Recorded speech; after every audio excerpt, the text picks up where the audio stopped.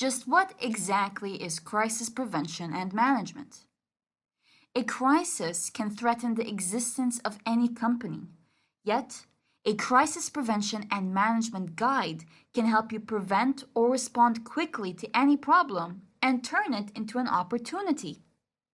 This course gives you a clearer idea about the different types of crises, their sources, how to identify them, prevent, manage, handle, and even evaluate them. It will help you develop the skills to anticipate potential crises and set the suitable plan to quickly locate appropriate solutions.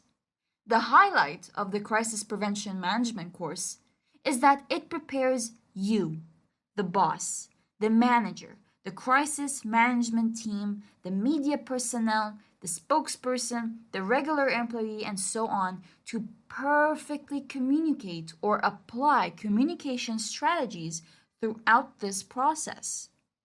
Preventing or responding directly to any problem is extremely vital, but the last part of this course shows you that evaluating the crisis and learning from this experience is as important as any other step in crisis management. Hence, you will learn how to mark the end of the issue, document how you responded to it, and assess and learn from this lesson. Learning from this course will make you turn every small issue to your advantage and will definitely lead to an image boost.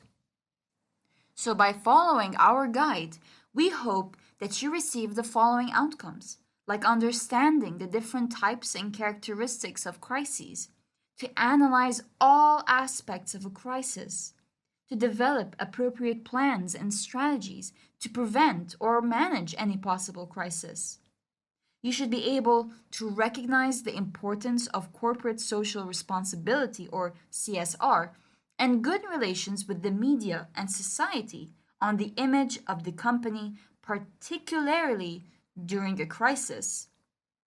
You should be able to learn how to communicate internally and externally in times of crisis.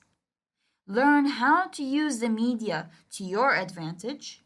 You should be able to analyze the cultural, economic, the political, and societal implications and potential consequences of a crisis situation.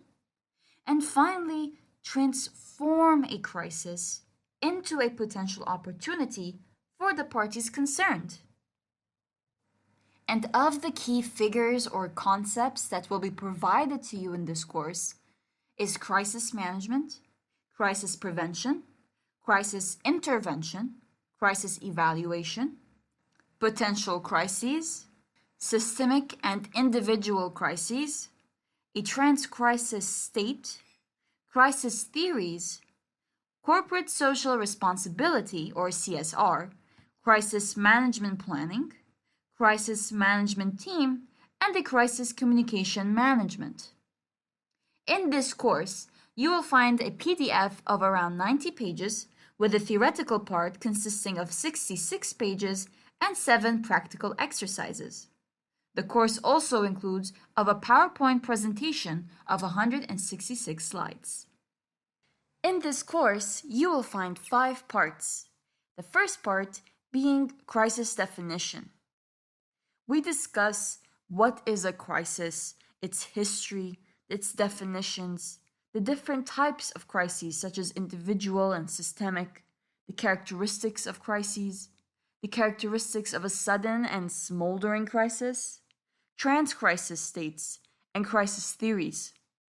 As well, we talk about the fundamental crisis intervention models and the effective crisis workers' characteristics.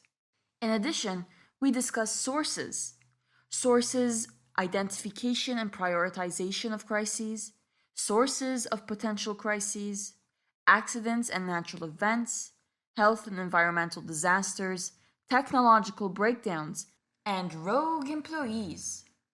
Other chapters include identifying potential crises.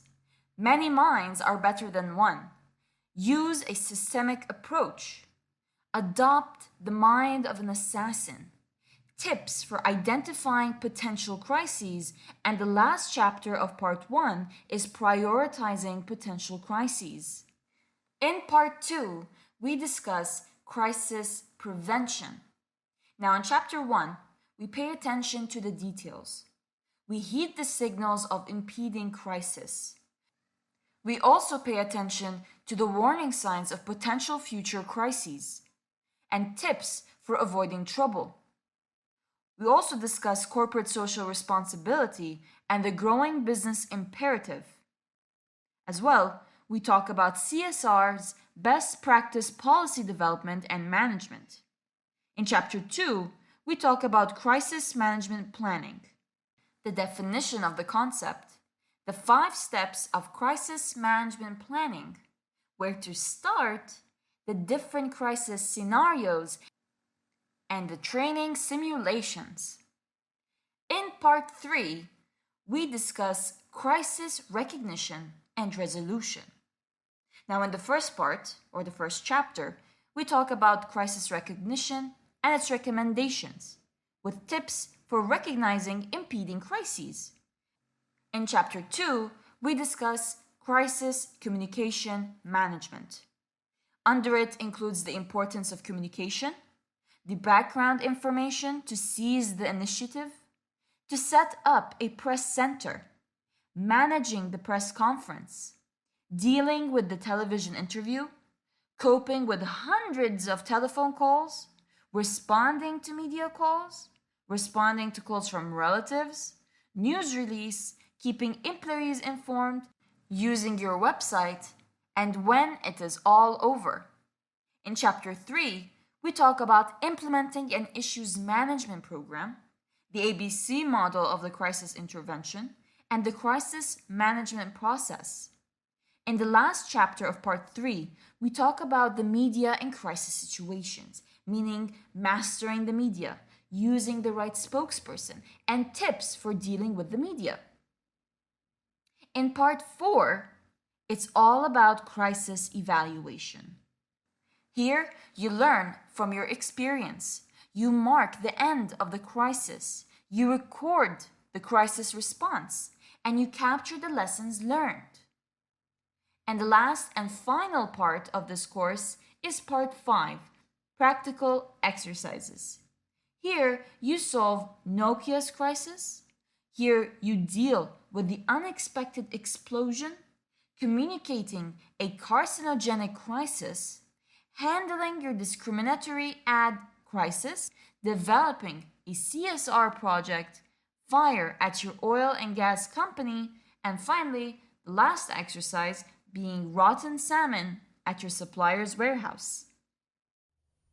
If you like this video, don't forget to like, comment, and share, and follow us on all our platforms. Details below. See you!